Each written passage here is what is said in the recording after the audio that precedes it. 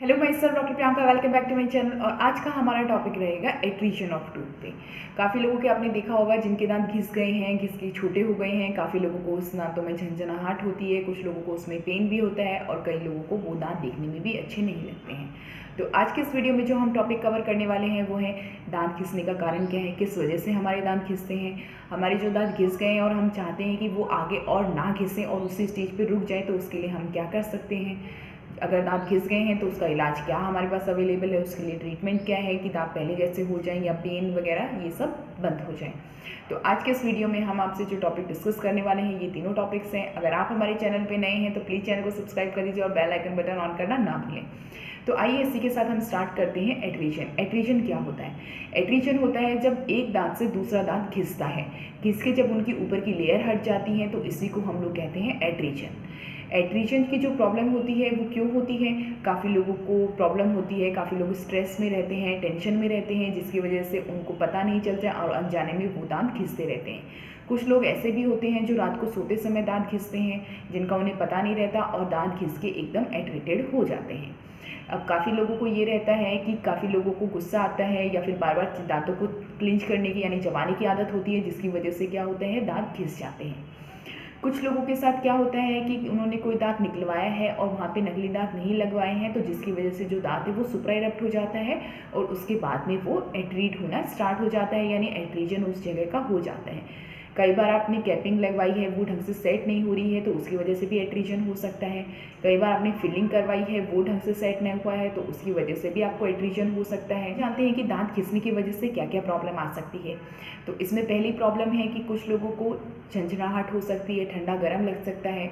कुछ लोगों को ठंडा गर्म लगने के साथ में दर्द भी महसूस होता है। कुछ लोगों को जो है वो दांत आमने, जैसे आपने प्रॉब्लम सुनी होगी, कुछ खट्टा खाते ही दांत आम जाते हैं, खट्टे हो जाते हैं, ये वाली प्रॉब्लम भी आती है। कुछ लोगों के साथ में ना सेंसिटिविटी की प्रॉब्लम होती है, ना पेन की प्रॉब्लम होती है, ऐसी कोई दिक्कत नहीं होती है, बट उनको क्या है, खाना चबाने में प्रॉब्लम आ रही है, खाना ढंग से नहीं चबा पा रहे हैं।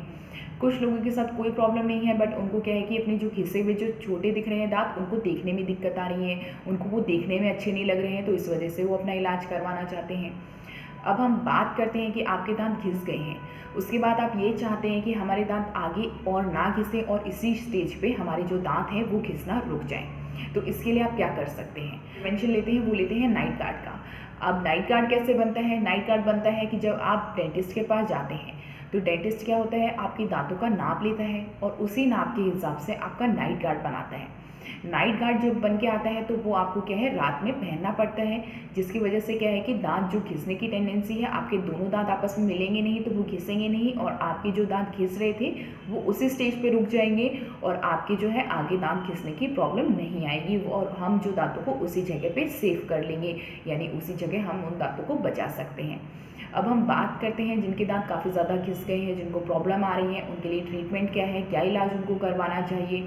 इसमें हम लोग जो करते हैं वो होता है फुल माउथ रिहैबिलिटेशन। इसमें हम क्या करते हैं कि अगर आपको जो प्रॉब्लम है, कुछ लोगों को ठंडा गर्म लगने की प्रॉब्लम है, कुछ लोगों को पेन की प्रॉब्लम है, या फिर कई लोगों के दांत जो मिसिंग हैं, सुप्रा इरप्ट हो गए, उसकी वजह से जो प्रॉब्लम है, पहले उस प्रॉब्लम का क्योर किया जाता है, उस प्रॉब्लम का ट्रीटमेंट किया जाता है।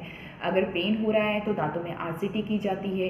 अगर दांत नहीं है, नकली दांत लगाए जाते हैं और वहाँ पे दांत बैठाए जाते हैं। कुछ लोगों को अगर काफ़ी गड्ढा हो गया है या फिर कुछ हो गया है, उसमें फिलिंग की जाती है। ये सारी चीज़ें करने के बाद में वहाँ पे आपकी जो दांतों की जो छोटे हो गए हैं उनकी जो हाइट है वो इंक्रीज़ की जाती है।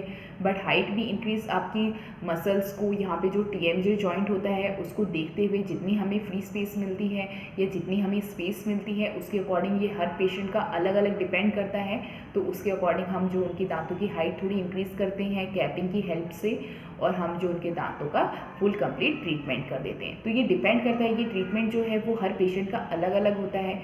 फुल माउथ में क्या है कि आपके हर एक दांत का इलाज किया जाता है, उसके बाद में आपके दांतों पे कैप लगाई जाती है। तो इस तरीके से आपका जो है पूरा सिस्टमेटिक एक फॉर्मेट बनता है, उसके अकॉर्डिंग आपके जो ट्रीटमेंट किया जाता है। अगर आपको अपने घिसे हुए दांतों से रिलेटेड कोई भी प्रॉब्लम है या आप कुछ भी पूछना चाहते हैं तो नीचे कमेंट बॉक्स में लिख के पूछ सकते हैं। अगर आपको अपना ट्रीटमेंट कराना है और आप हमसे अपॉइंटमेंट लेना चाहते हैं तो दिए गए नीचे नंबर पर अपना अपॉइंटमेंट ले सकते हैं। अगर आपको हमारा वीडियो पसंद आया तो प्लीज़ इस वीडियो को जितना हो सके उतना शेयर करें, लाइक करें और हमारे चैनल को सब्सक्राइब करना ना भूलें। Thank you.